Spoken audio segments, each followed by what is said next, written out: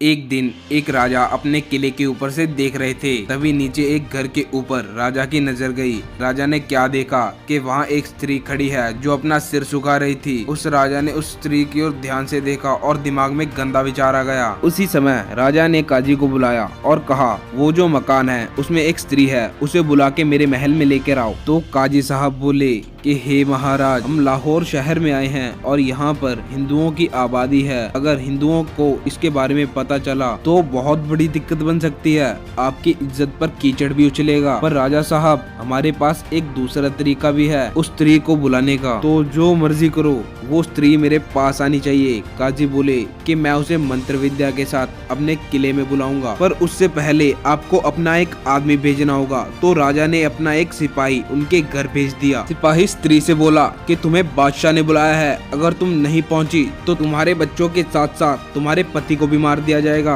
वह स्त्री सिपाही से बोली कि मैं पतिव्रत स्त्री हूँ, मेरा सब कुछ ले जाओ, पर मैं अपना व्रत नहीं तोड़ूंगी, अपनी इज्जत पर कीचड़ नहीं उछलने दूंगी। उसके बाद वह सिपाही वहाँ से चला गया। काजी के पास पहुँचा और उसको सारी बात बताई। काजी ने मंत्र पढ़ना शुरू किया। मंत्र को पढ़ा और उस मंत्र से एक जंत्र बनाकर एक पाए के नीचे रख दिया। इधर वह जंत्र बना के रखता है और उधर उस स्त्री के मन में शंका उठी कि वो तो मेरे बच्चे मार देगा, सब तबाह कर देगा, इस घर को जब्त कर लेगा, मेरे पति को भी मार देगा, और वो तो बादशाह है, मुझे जबरदस्ती भी उठा के ले जा सकता है। इससे अच्छा मैं अपने आप ही चली जाती हूँ। उसके बाद उसने दूसरा मंत्र पढ़ा, वो भी पाए के नीचे रख दिया। उसी समय उस स्त्री को दूसरा ख्याल आया कि मैं देर ना करूं।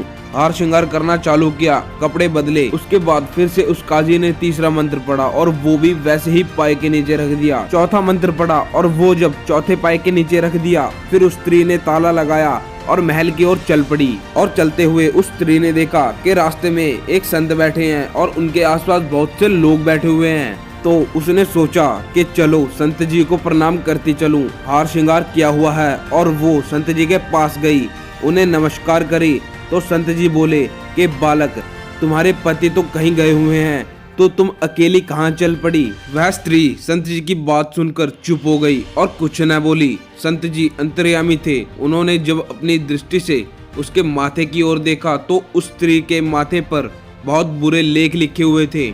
संत जी सोचने लगे कि अगर मैंने इसे नहीं रोका तो यह स्त्री अपना पतिव्रत तोड़ बैठेगी, तो मुझे इसकी मदद करनी चाहिए। उस समय जहाँ संत जी बैठे थे, कच्ची जगह, वहीं अपने चरण की मिट्टी लेकर उस स्त्री के माथे पर लगा दी और कांटा लगा दिया।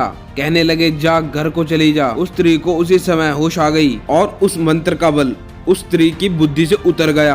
बहुत देर इंतजार करने के बाद बादशाह बोले कि क्या बात है काजी साहब, वो स्त्री आई नहीं। काजी बोला कि बादशाह सलामत, मेरा जो इल्म है आज तक नाकाम नहीं हुआ, लेकिन मैं अभी देख लेता हूँ क्या बात है। और उस काजी ने आराधना की। राजा को बोले कि हे महाराज, वो तो आ गई थी, पर रास्ते में एक संत बैठे हैं जिन्होंने अपने चरणों की मिट्टी को उस स्त्री के माथे पर लगाकर उसके लेख मिटा दिए और अब मेरा मंत्र उस स्त्री के ऊपर नहीं चल सकता। यह बात सुनकर राजा बहुत हैरान हुआ कि एक संत कर्मों को कैसे बदल सकता है, और यह बात सुनकर राजा को बहुत पछतावा हुआ। उन्होंने संत जी के पास जाकर उनसे माफी मांगी। इसी प्रकार यह दुनिया इस मोह माया में बहुत बुरी तरीके से घिरी पड़ी है और हम समझ नहीं पा रहे हैं कि ये हमारी रियल दुनिया नहीं है। ये सब एक सपने की तरह है जो कुछ सालों के अंदर टूट जाएगा। और अगर हम बात करें सतयुग की, तो उस समय कोई झूठ नहीं बोलता था और कोई किसी को पैसों या किसी भी प्रकार की दुनियावी चीजों के लिए हानि नहीं पहुंचाता था, और वो सब ब्रह्म मुहूर्त में स्नान कर अपने नियम को रोज फॉलो करते थे।